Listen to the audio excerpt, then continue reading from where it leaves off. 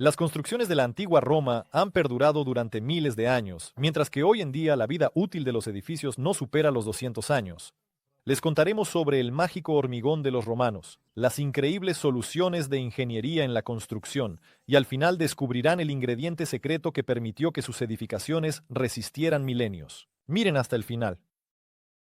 Edificios indestructibles. Parece que todo en este mundo tiene su final, excepto aquello que fue construido por los antiguos romanos. Claro, siempre y cuando no haya sido desmantelado tras la caída del imperio o destruido por completo en guerras. Piénsenlo ustedes mismos. La Maison Carrée, la Casa Cuadrada, fue construida en el centro de la ciudad de Nimes a principios del primer siglo de nuestra era. El edificio prácticamente no sufrió daños en todo este tiempo, solo fue sometido a una restauración cosmética cuando, en el siglo XIX, se restauró a su aspecto original y se convirtió en un museo que sigue funcionando hasta hoy. Y por supuesto no podemos dejar de mencionar el eterno, probablemente, Coliseo de Roma. Para construirlo no se necesitó mucho tiempo. Las obras de construcción duraron alrededor de 9 años. En la construcción participaron más de 100.000 esclavos, que fueron traídos especialmente a Roma desde Judea. Las paredes del templo fueron levantadas con bloques de piedra o mármol de toba caliza que se traían desde Tívoli. Esta ciudad está situada en el mapa a 24 kilómetros al noroeste de Roma.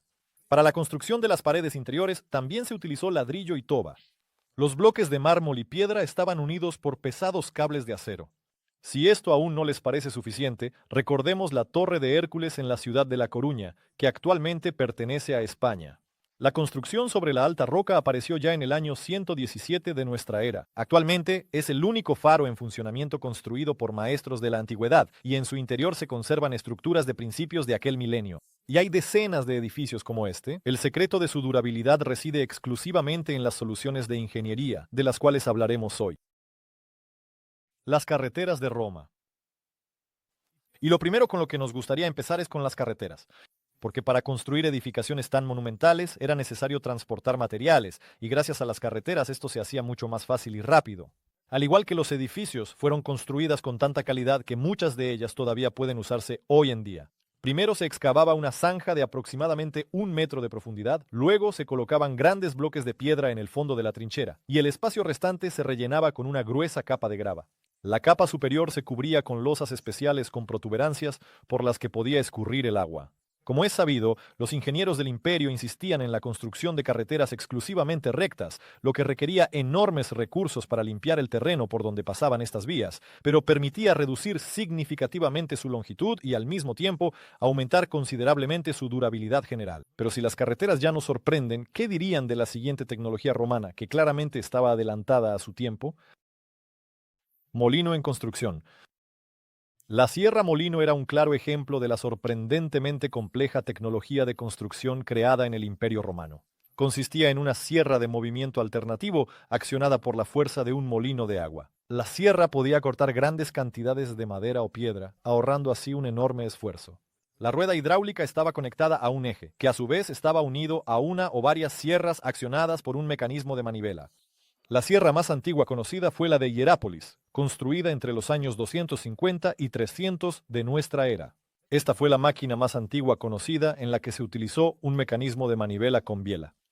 El relieve en el sarcófago de Marco Aurelio Amiano, que data de los años 250 a 300 de nuestra era, en la antigua ciudad de Hierápolis, cerca de la actual Pamukkale en Turquía, ofrece una idea clara de cómo funcionaba. Las sierras molino se utilizaban ampliamente para cortar mármol. Un poeta romano llamado Ausonio escribe en un poema épico sobre el río Mosela en Alemania a finales del siglo IV de nuestra era, y describe el penetrante sonido de una sierra hidráulica utilizada para cortar mármol. De este modo se fabricaba la famosa loseta romana, con la que posteriormente se revestían las edificaciones. ¿Pero qué se necesita para cualquier construcción? Correcto, agua.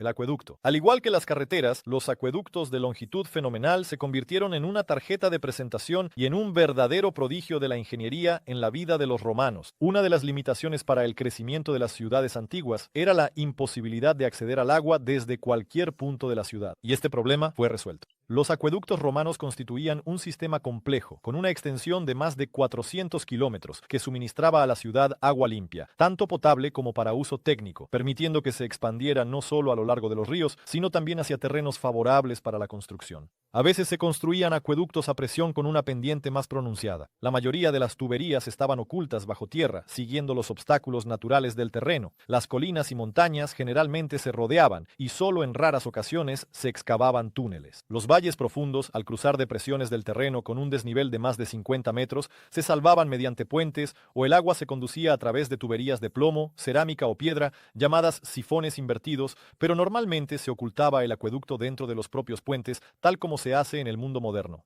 Es importante entender que para trabajar con el mismo ladrillo antiguo o el concreto se requerían enormes recursos hídricos, y los acueductos en realidad liberaban a miles de personas que podían dedicarse a la construcción en lugar de transportar agua. Y ahora proponemos hablar sobre las soluciones de ingeniería únicas que los romanos fueron los primeros en implementar en la construcción. Cúpulas y bóvedas. Fueron precisamente los romanos quienes, por primera vez en la historia, lograron crear enormes espacios interiores abiertos gracias a la comprensión de que el arco podía girarse en 3 dimensiones. Y para crear una fuerza poderosa y confiable que permitiera sostener tales estructuras, era necesario un material especial, que resultó ser el concreto, un logro de los romanos, pero de eso hablaremos un poco más adelante. Las cúpulas romanas se utilizaban en baños, villas, palacios y tumbas. Generalmente tenían forma semiesférica y estaban parcial o totalmente ocultas desde el exterior, sorprendiendo a las personas al entrar en el edificio. Para reforzar las fuerzas horizontales de un gran domo semiesférico, las paredes de soporte se extendían más allá de la base, al menos hasta la base de la cúpula, y luego la cúpula a veces se cubría con un techo cónico o poligonal. También se utilizaban diversas formas, incluyendo cúpulas poco profundas en forma de plato, cúpulas segmentadas y cúpulas nervadas. El armazón se construía con vigas de madera que luego se cubrían con una mampostería especial de ladrillo, permitiendo que la estructura distribuyera la carga de manera uniforme. Además, el vertido de hormigón se utilizaba aquí más bien para decorar y suavizar las esquinas, con el fin de dar la forma adecuada a la cúpula o para ocultarlas en la fachada del edificio. Y a continuación, una solución que definitivamente no esperarías ver en una construcción de hace un par de miles de años: suelo con calefacción. Los romanos fueron los primeros en aplicar una idea que todavía se utiliza hoy en la construcción de suelos radiantes. La tecnología consistía en una estructura de columnas huecas de arcilla que se instalaban bajo la base del suelo y resolvían de inmediato varios problemas: el problema del fuego y el problema del humo. El fuego en aquella época era la principal fuente de calor. Sin embargo, los edificios tendían a incendiarse y el humo representaba un enorme peligro de asfixia. En el sistema romano de calefacción, el suelo estaba elevado, lo que permitía que el aire caliente de la estufa no entrara en contacto directo con la habitación, sino que circulaba por las cavidades bajo el piso. Un solo horno podía calentar varias estancias a la vez gracias al sistema de distribución de aire. Principalmente, esto se utilizaba en los baños romanos, donde era necesario calentar grandes superficies de manera significativa, sin riesgo de intoxicar a las personas con humo. Lamentablemente, tras la caída del Imperio Romano, el conocimiento sobre el uso de esta tecnología constructiva desapareció de la historia durante mucho tiempo. Alcantarillado. Los monumentales colectores de los romanos se convirtieron en una de sus creaciones más emblemáticas, aunque originalmente fueron construidos con un propósito completamente diferente. Originalmente, la cloaca máxima, el sistema de alcantarillado más grande cuyo nombre se traduce literalmente, fue creada para drenar parte del agua de los pantanos locales. Su longitud total alcanzó los 800 metros y de hecho sigue funcionando hasta hoy, aunque ahora como un desagüe pluvial. La magnitud de la construcción queda demostrada por el hecho de que, en algunos tramos del alcantarillado, podían cruzarse 2 carros al mismo tiempo. El canal alcanzaba 3 metros de ancho y 4 de profundidad. Los romanos no solo utilizaban la pendiente y la gravedad, sino también estaciones de bombeo que elevaban el agua hacia zonas más altas. A partir del 600 antes de nuestra era y durante los siglos siguientes, se añadieron numerosas vías de agua. En la actualidad es difícil determinar con exactitud en qué momento este sistema se convirtió en un alcantarillado propiamente dicho. Sin embargo, a medida que las ciudades crecían, el alcantarillado fue penetrando cada vez más en ellas, hasta llegar a cubrirlas por completo con el tiempo. Arco de segmentos. Aunque un invento como el arco no fue creado por los romanos, ellos encontraron la manera de perfeccionarlo. Los ingenieros romanos lograron comprender que, para dar solidez a la estructura, el arco no debía estar formado por un solo segmento, sino que podía dividirse en muchas piezas pequeñas. Esto permitió construir puentes mucho más fuertes y fiables, que podían tener varios vanos. El puente de Limira, en el suroeste de Turquía, con una longitud de 330 metros, cuenta con 26 arcos segmentados de poca elevación, lo que le da al puente un perfil extremadamente plano que permaneció inigualable durante todo un milenio. El puente de Trajano sobre el Danubio tenía arcos segmentados de madera con bóvedas abiertas, que descansaban sobre pilares de hormigón de 40 metros. Se convirtió en el puente de arcos más largo de la historia durante el siguiente milenio, tanto en longitud total como en la de sus vanos individuales. El puente romano más largo que ha sobrevivido es el de Mérida, con una longitud de 951 pies. Pero, como pueden imaginar, construir estructuras de este tipo sin maquinaria especializada es prácticamente imposible. Sin embargo, los romanos lo lograron y crearon dispositivos únicos sobre los cuales hablaremos a continuación. Dispositivo para la construcción. Como ya mencionamos, durante el apogeo del Imperio Romano, el trabajo de la piedra se volvió mucho más complejo. Junto con cinceles, picos, hachas y mazos que se usaban para el desbaste grueso, los romanos empleaban ampliamente la troanca y todo un sistema de herramientas dentadas, pequeños picos y hachuelas para el desbaste semilimpio. Es característico el uso no solo del taladro, sino también del barreno, que apareció ya en la época helenística. La piedra se corta con sierras de diversos tipos, dándole la forma necesaria para la construcción y obteniendo ladrillos bastante resistentes que era necesario elevar junto con bloques más pesados. Y aquí entraban en juego los siguientes dispositivos. El mecanismo de elevación llamado trispasto se compone de 2 vigas de madera y poleas fijadas en el punto donde se unen, una polea superior fija y otra inferior móvil, además de pinzas para sujetar las piedras. La cuerda, a través de una tercera polea inferior, se enrollaba en un cabrestante que se accionaba mediante palancas. Al enrollarse, la cuerda levantaba la carga y al desenrollarse del cabrestante, la bajaba al lugar destinado. Un dispositivo de elevación similar, pero con 5 poleas, se llamaba polispasto. Esta es una compleja herramienta de ingeniería basada en la combinación de un sistema de poleas, un cabrestante y una palanca. El mecanismo motriz y el mecanismo de transmisión del trispasto se combinaban con un mecanismo de ejecución en forma de simples pinzas o un gancho. Para levantar grandes pesos, el mecanismo motriz se complementaba con una rueda de pasos de madera. Esta era accionada por esclavos que caminaban dentro de la rueda. Los trispastos y polispastos más avanzados, al parecer, se instalaban sobre una plataforma de madera redonda que giraba alrededor de un eje vertical de madera como en las grúas modernas. Por cierto, es importante aclarar cómo se organizó el proceso de construcción del edificio, porque la planificación de la obra fue muy progresiva, similar a las modernas.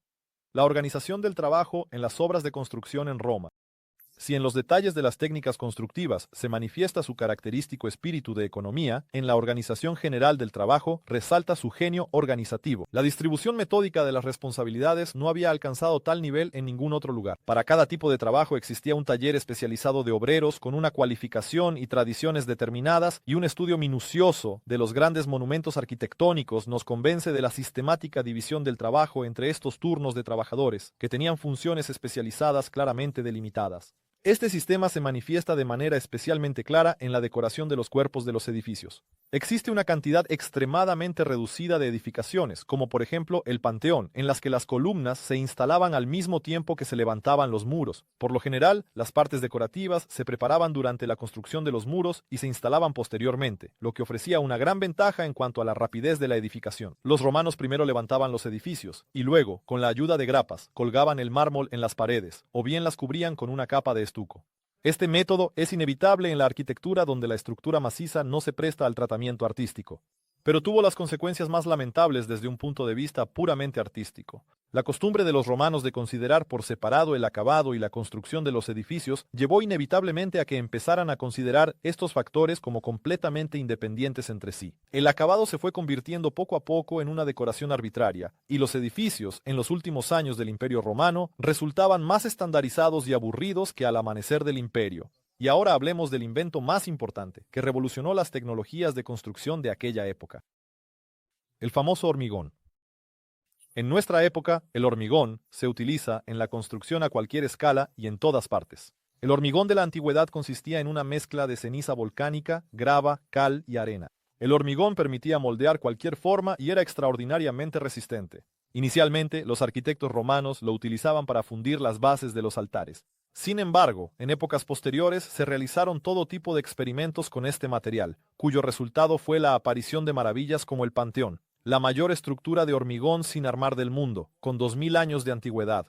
los científicos descubrieron que la razón de la durabilidad del hormigón romano no residía únicamente en la ceniza volcánica que añadían en todas las construcciones. Durante un minucioso estudio de varias muestras, los investigadores descubrieron que las antiguas tecnologías de producción de hormigón incluían lo que los especialistas llaman funciones clave de autorreparación.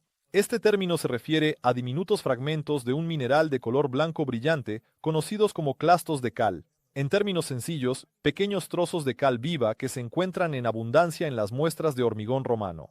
Como demostraron pruebas posteriores, este tipo de hormigón, al entrar en contacto con el agua, no se descomponía. Al contrario, absorbía parte de la humedad, reforzando así la estructura general. Según los científicos, la cal viva fue creada específicamente como un ingrediente adicional en el hormigón y de ninguna manera era un signo de bajo control de calidad en la fabricación de la mezcla, ya que los romanos tenían una disciplina increíblemente estricta y seguían al pie de la letra las tecnologías desarrolladas.